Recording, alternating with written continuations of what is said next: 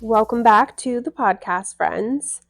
So, as I was thinking about everything with this podcast the other day, I had the thought of doing what I'm going to start to do now, which is what if I recorded as I went, pausing throughout, because the big driving force of me wanting to do this podcast is because there are so many feelings and thoughts that you get when you read, and the experiences that you have in reading stories that allow you to escape life for a little bit, to be honest. And as much as I've been okay with the episodes I've recorded, and as much as I want people to still hear my reactions from that, there's something about being able to take these pauses as you go. Also, I'm interested to see if people want to read along, right? In a book club, you're always just recapping what you've read, and I feel like it would be so much more interesting to have connects as you go and little debriefs about certain sections. So we're going to get into it. We're going to get into it with Onyx Storm.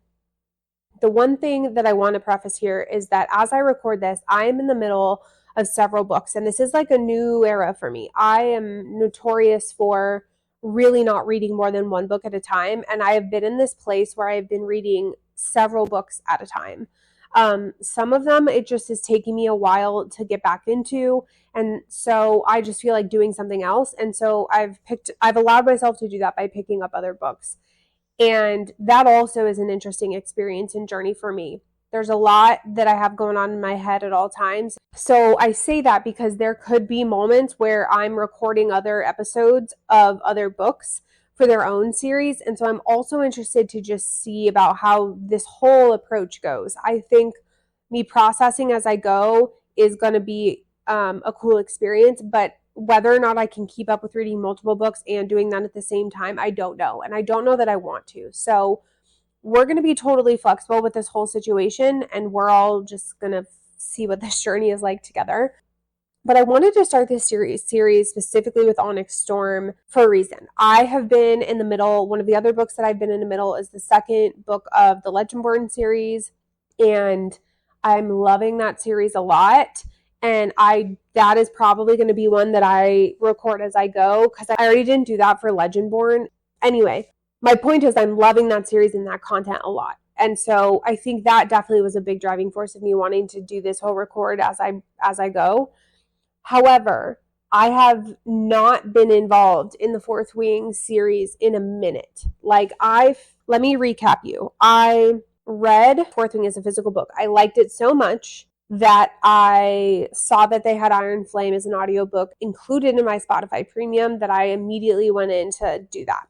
And then we got to a place where I was doing that as Onyx Storm was coming out, and everybody was reacting at this cliffhanger. And I was like, you know what? I don't mind taking a little bit of a beat to see how this all unfolds before I, too, am leaving myself on a cliffhanger while we wait for the next book to come out, which was going to be a while. So I didn't prioritize reading Onyx Storm. And it's been months. So I've read other things.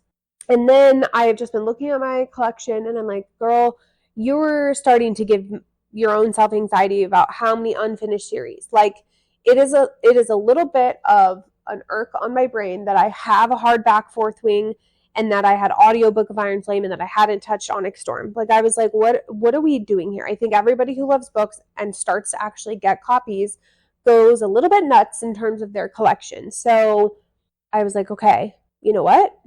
We are just going to pick up Onyx Storm. All that to say, I reflected after the first 60 pages, and here's where I'm at. Having read other material and then coming back into the world of Fourth Wing and this universe and these characters, I really had no issue immediately remembering and getting back to the place of tension that is Violet and Xaden. And the first 60 pages is not scratching the itch in terms of the romantasy factor. As a general sense, there is not a lot of that. And you have to read, these other two books to understand why that is. But that's, I guess, my point.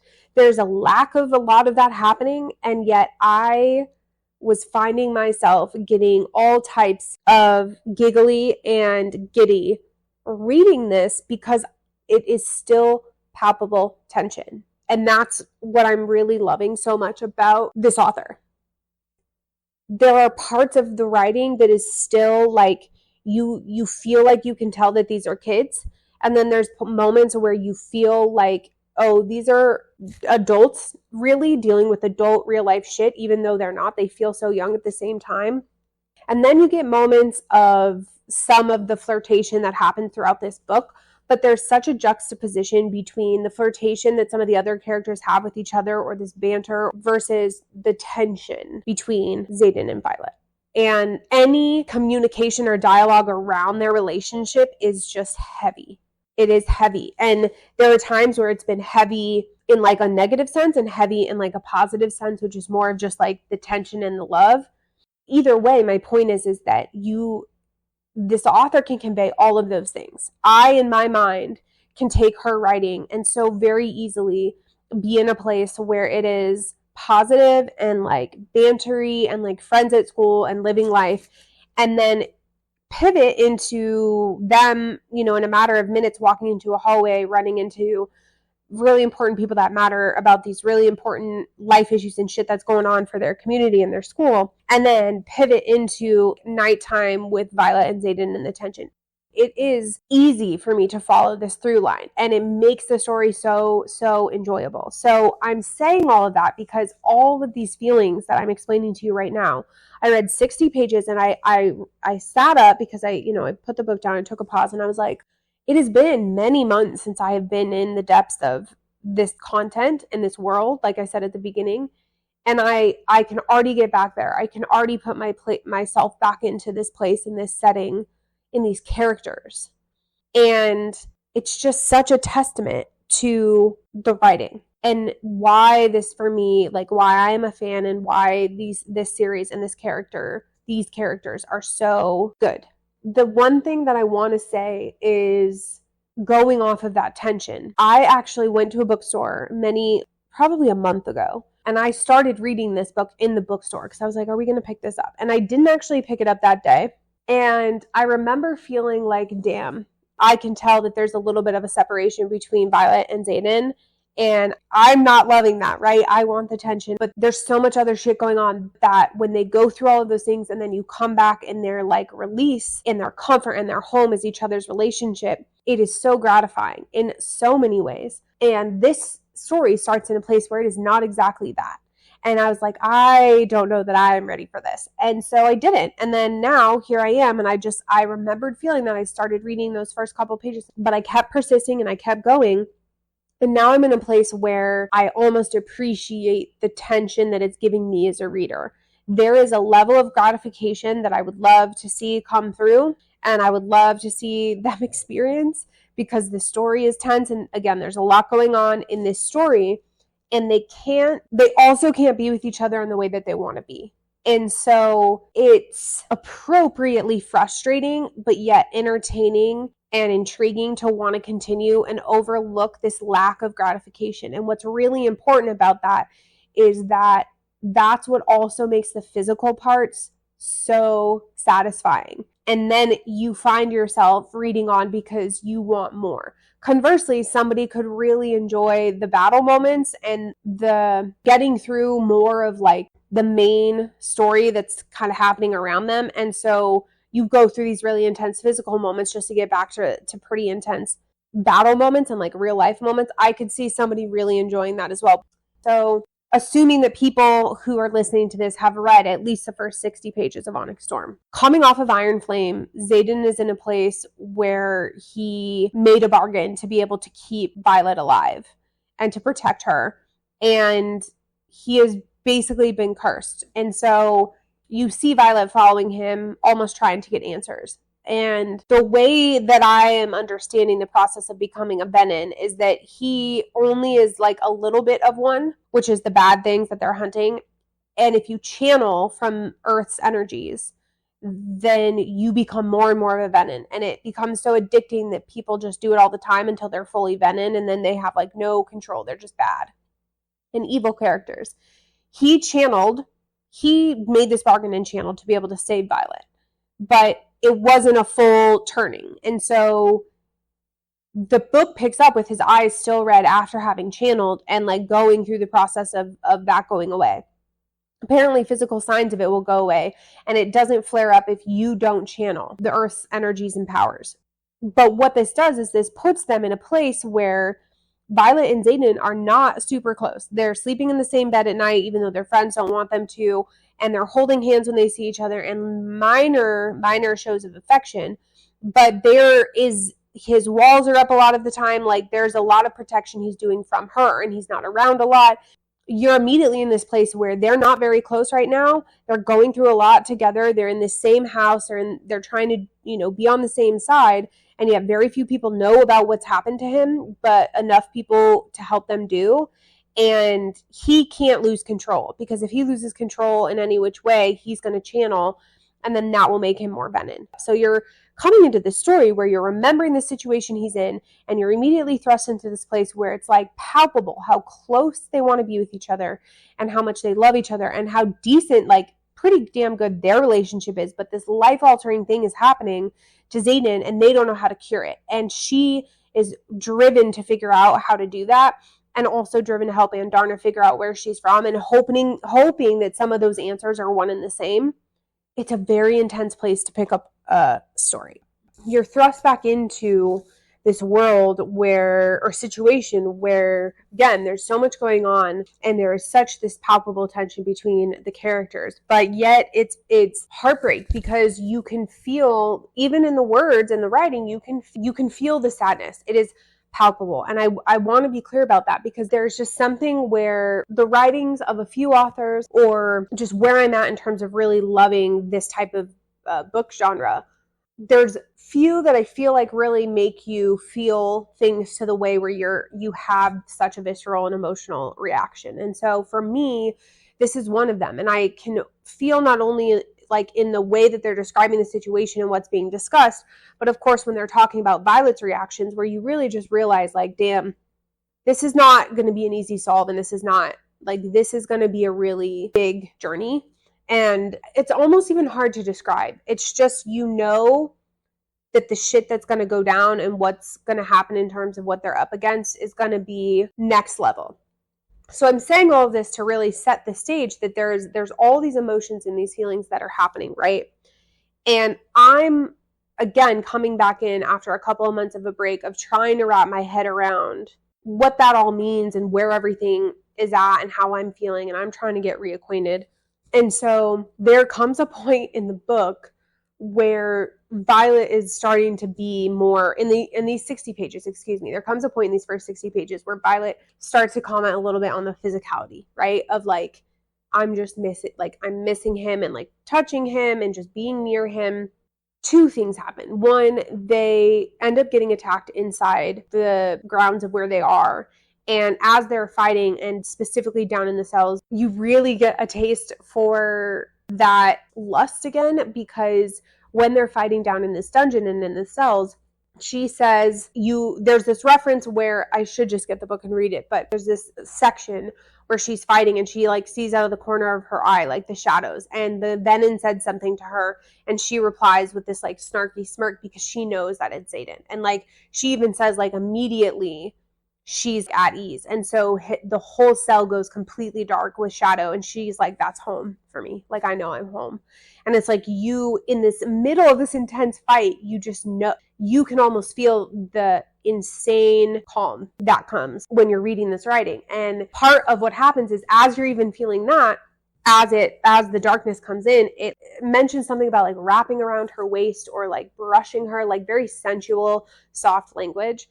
And it's just like you're having all of these feelings like, damn, he is here, he's present, he knows she's in danger, he's here to help her, and it's as sexy as ever. And it's just these minute little details that's not even this hot and steamy scene. And again, it comes across as sexy. It's so underplayed, it's so quick, it's so swift, and it's, again, being able to feel all of these different feelings and process all of these things and feel the intensity.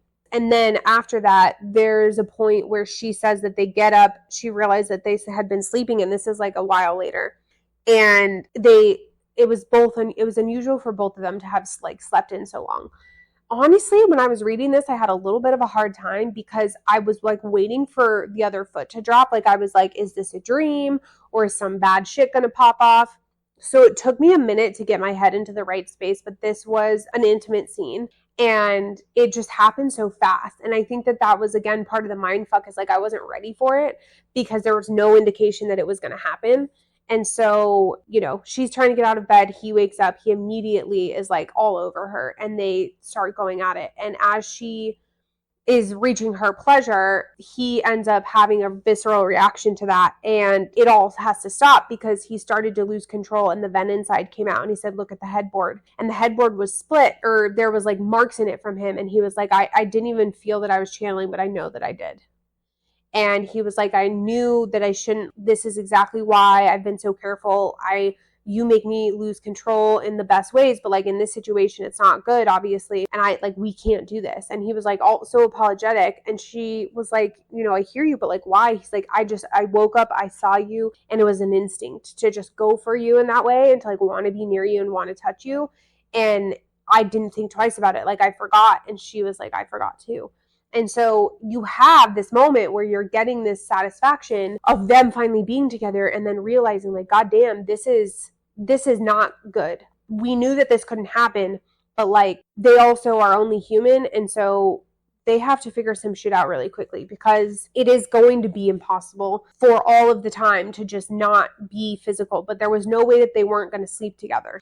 The whole point of what I'm trying to convey is there's a lot of stuff that does happen in the first 60 pages, but these emotions of me getting reacquainted back into this universe and these characters, of them being in some of the most tense times that they're going to be in, of them not being able to be themselves together, this layer of Andarna and not knowing what she is. Like they're about to go into some really heady shit. And that's kind of where I left off is like supposedly quote unquote help for Violet came to go do this search. And they were amenable to some of what it is that Andarna was asking in terms of her demands. But it's not perfect and it's not exactly the way that they wanted to go about it. And so you're going to really start getting into them not only going on this search to try to find Andarna's family and like species, but there's going to be some intense other shit that's going on. And I think the part that kills me the most is she even says in the book, if Xaden were here, if Xaden was the one in this ring solving this current problem, people would listen. People used to fear him because of what he was capable of, but also respect him because of it. Like he is the best of the best. He should be the one to solve the situation. And in the moment, she ends up being the one to do it. And everybody was there watching, including him. And he couldn't be there because they were in all of these discussions and whatever, which is also a pivotal part of where I'm at. But what is so interesting about that is, to me already, there's been this picture painted of how vulnerable he is. And there's even a part in the room after they have their little sexy thing in the morning where they realize they can't do that, where she was like, he's so firm with other people and like angry and like forceful, but not with me. And I love that I'm the one that can see his soft side. You as a reader are experiencing that, right? You're seeing everything that's happening. So you have this tear between knowing he's dangerous, but knowing that he's powerful and commanded respect and that you just want that for him again. And then knowing how extremely vulnerable he is because of this danger that's lurking inside of him. He can't be this almighty, powerful person that she fell in love with. He is the most fragile he's ever going to be in this moment. Also, at the same time, the most dangerous. And that is such an interesting feeling to experience. I want this for them. I want this for him. He needs to step into this power. But I worry that this is going to be so detrimental, he's not going to be able to. Because some serious shit just popped off when I stopped at these 60 pages. He just basically became the Duke of like all of these lands. And it's not fresh on my mind. So I'll talk about it, obviously, the next recording. She's like, holy shit. And that's my lack of words is their feeling. Like, we have no words for this holy shit. So really, really big stuff is happening.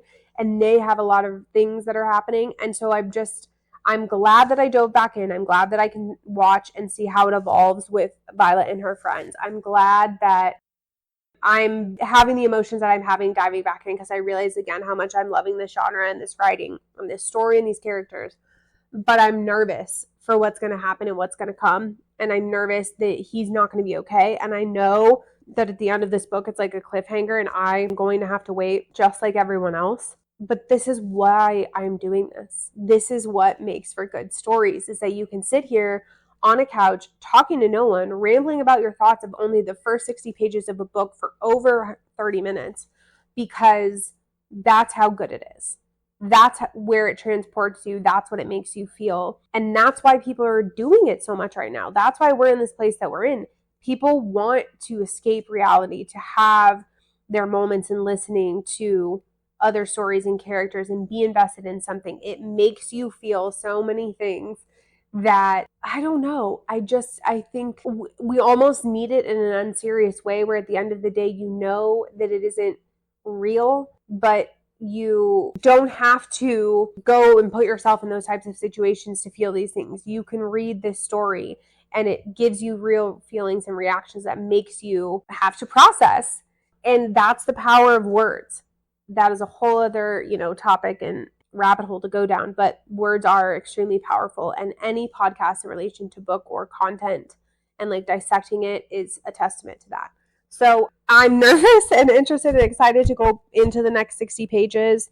I also have quite a lot of thoughts about where I'm at with the Legend Board series right now. I'm at like halfway through the second book, but I'm excited about where I'm at right now with books and the stories and for this type of format. And so I hope that comes across to you all. And I hope that if you're reading Onyx Storm like I am, that you're like wanting to kind of pace with me and you can listen to these reactions after you read and see what's the same and what's different. I'm really interested to hear everybody's thoughts on YouTube. But I think that this is cool. I think that this could provide a way for us to feel like we're reading books and stories together. So excited to try this out. And I think that's all for now, friends.